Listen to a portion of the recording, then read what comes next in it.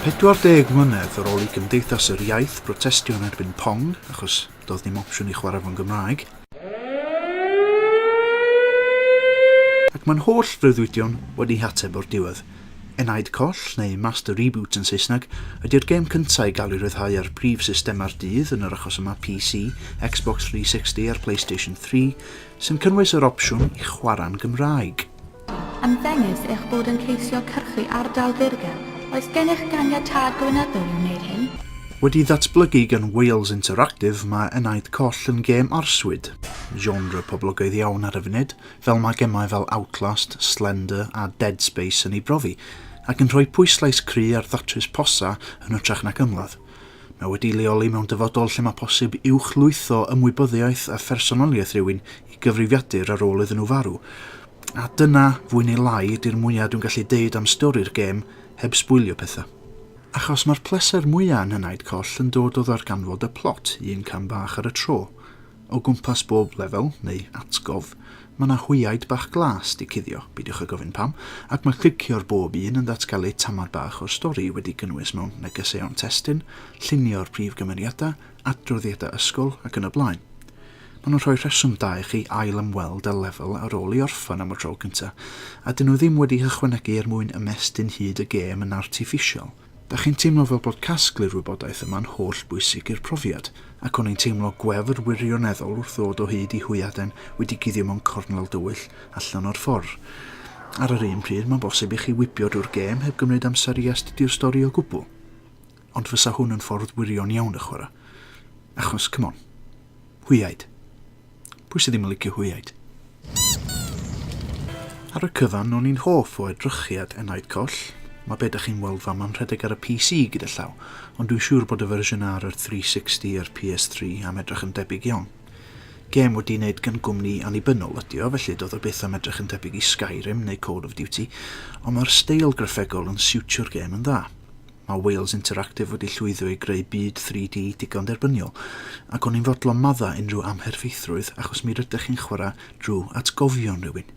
Go brin i'ch bod chi'n gallu cofio golygfeydd o'ch blentyndod cynnar I lawr i'r manylyn lleia wedi'r cwbl. A'r steil amherffaith breuddwydiol yma, mae'r gêm yn trio I efelychu. Ac bod y graffeg yn weddol syml, mae yna dwtsis bach neis o bryd I gilydd fel y ffaith bod creirio'r levels da chi wedi gorffan, fel teddy bear anferth yma, yn ymddangos yn yr hub sy'n cysylltu'r holl asgofion. Gan roi'r teddy bear anferth I un ochr y munud, sori, mae'n dan I gorfod, rhaid I fi bwyntio allan nad ydy Enaid Coll yn berffaith. Mewn ffordd rhyfedd, mae'r ffaith bod y stori mor gry yn gweithio'n erbyn y gêm ar y degau. Yn agos at y dechrau, enghraifft, mae'n rhaid I chi gasglu triongla lliwgar o amgylch parc chwarae mwyn clirio lefel. Fysa hwn ddim yn broblem mewn gêm sy'n rhoi llai o bwyslais ar y stori fel gema Mario enghraifft, ond achos bod narratif Enaid Coll mor gry, mae posa haniaethol fel ma'n eich tynnu chi allan o'r profiad o bryd i'w gilydd, ac yn atgoffa chi eich bod chi yn chwarae gêm wedi'r cwbl. Ac mae yna ddarna arall o'r gêm sy'n lot mwy rhwystredig. Rwy'n ddau bos yn ymwneud â goliadau enghraifft dynodd fi allan o'r gêm yn llwyr, a fy fforsio I sbio ar y we am atebion. A hyd yn oed ar ôl gwybod sut i'w hatab nhw, do'n I ddim callach sut fysa unrhyw un yn gallu gweithio nhw allan heb dwyllo. Ond fi di hwnna.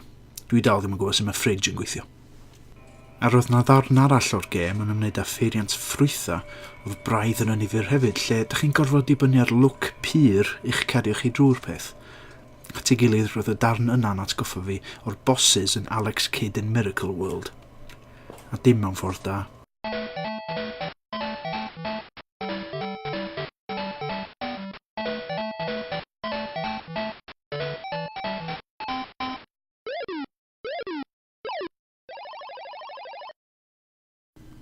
Ond, chwarae teg, mae'n hawdd madda gwendida'r gêm jyst oherwydd y narratif cry. Pan da chi'n taro'ch pen yn erbyn y wal achos bod chi'n stuck, mae yna wastad rhywbeth rownd y gornel I adennill eich sylw fel y darna platfform ar ôl bob lefel sy'n torri'r gêm I fyny'n neis. Hyd yn oed os nad ydy Mario, Donkey Kong neu Rayman am golli cws drostyn nhw. A da chi ddim yn debyg o syrffedu ar y profiad o chwarae, mae'n cymryd rhyw 5 I 6 awr I fynd drwy'r gêm, ac os oes angen mwy arnoch chi, fydd ffeindio'r holl hwyed na'n siŵr o blesio. Fysa enaid coll yn werth i chwarae mewn unrhyw iaith, ond mae'r ffaith i fod o ar gael yn Gymraeg yn gwneud gwahaniaeth mawr. Gobeithio fydd siaradwyr Cymraeg sydd ddim wedi arfer chwarae gema yn pigo hwn i fyny ac yn sylweddoli pa mor chuffing gret ydy'r hobi. Mae hwn rhan o don anferth o gema annibynnol sy'n gwirdroi'r diwydiant yn llwyr ar y funud, yn cynnig profiadau newydd a diddorol yn hytrach na deud yr un hen stori am filwr neu arwr ffantasi am y canfed tro.